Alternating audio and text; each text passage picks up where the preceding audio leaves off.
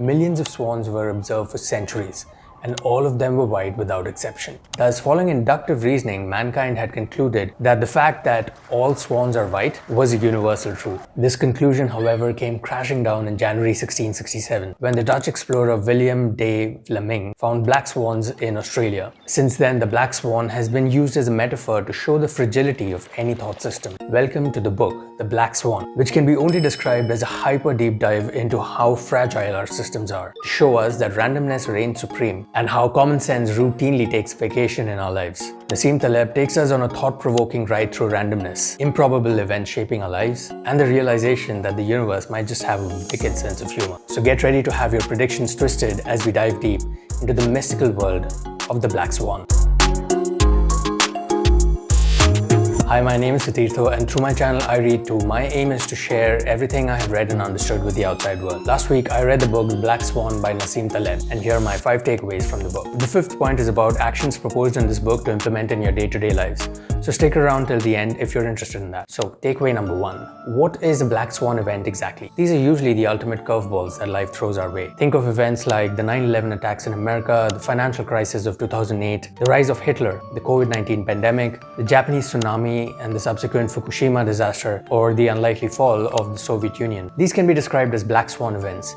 But what do these events have in common exactly? A. They are highly improbable. No one saw the 9/11 attacks coming, except maybe some conspiracy theorists. B. They have a massive impact. The rise of the Nazi Party or the fall of the Soviet Union had a huge negative impact on millions of people around the world. And lastly, C.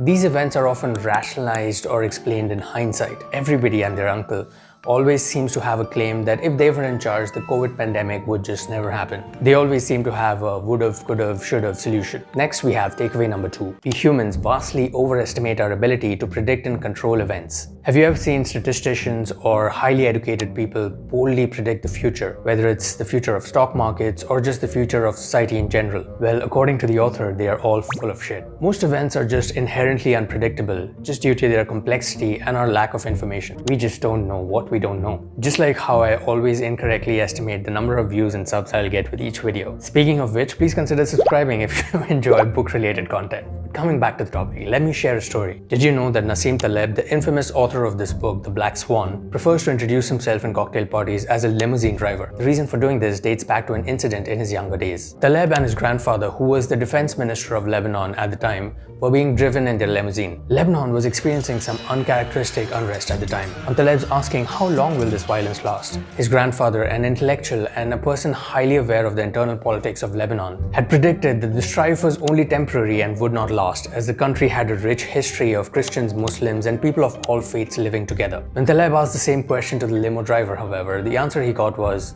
God knows. Decades later, Taleb realized that even though his grandfather was an intellectual and a high-ranking officer, he had absolutely no clue that Lebanon was headed for years of war. Just like the limo driver who didn't have a clue. But at least the limo driver acknowledged he didn't have a clue. Like Taleb's grandfather, we humans tend to hugely overestimate our ability to predict and control events. Look at the number of military strategists that appeared online when the Russia-Ukraine war started, or the number of submarine experts everywhere after the Titan sank. Everybody has an opinion. Unfortunately, no one has a clue. Moving on to takeaway number 3, the narrative fallacy. This point refers to our human tendency to create stories and narratives and explanations after the fact to make sense of complex or random events, even when those explanations do not actually explain the true unpredictability of these events. According to the author, this is due to a simple reason: dimension reduction. The human brain is just not wired to store complex information, and hence reduces dimensions in the form of narrative, which can cause dangerous blind spots in our mind. The author shares his experience of reading a book called The Berlin Diary,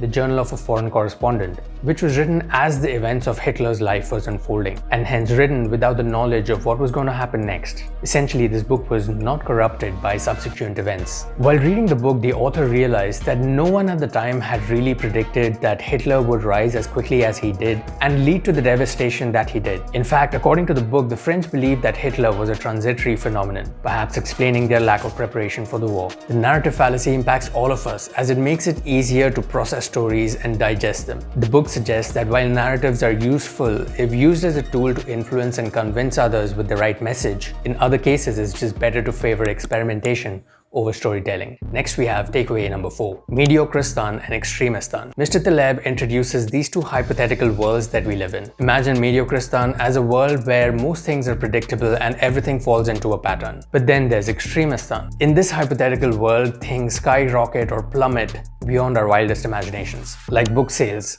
wealth distribution, or even the viral spread of memes. In stats like these, the bell curve goes for a toss, and it's normal for a few people to reap the majority of the rewards. Taleb uses this to remind us that not everything in this world can fit in a neat box. So if you've ever wondered why some things are just utterly unpredictable in life, while others feel like old friends, then the chapters on Mediocristan and Extremeistan would be a fascinating read for you. And finally, takeaway number 5, the actionable insights that this book offers to help us navigate the unpredictable journey of life. Just consider them as little tools in our survival kit. Let's explore. A. The barbell strategy. The idea here is to allocate a significant portion of your resources to low-risk options, while still embracing a few high-risk, high-reward opportunities. According to the author, by doing so, you're prepared both for the expected and the unexpected in the best possible way. The strategy isn't about avoiding risk altogether.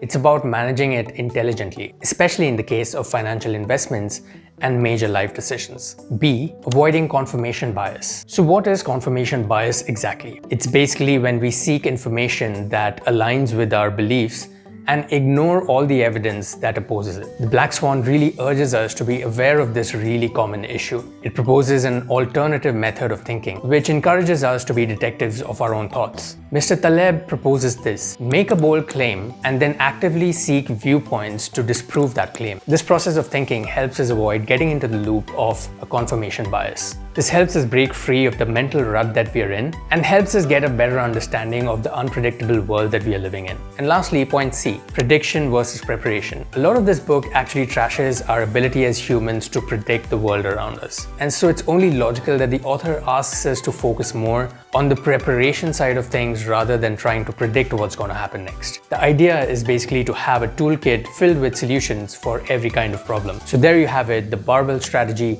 avoiding confirmation bias, and that balance between prediction and preparation. These insights are valuable allies if we keep it in mind during critical moments in this world of unpredictability that we are in. As we wrap up our journey through the Black Swan, here's a thought from Mr. Taleb. Life isn't about getting everything right. It's about embracing uncertainty and dancing with the unexpected, something the author calls, in his words, anti-fragile. Thanks for joining me on this book exploration, and until next time, keep embracing those black swans. Ciao.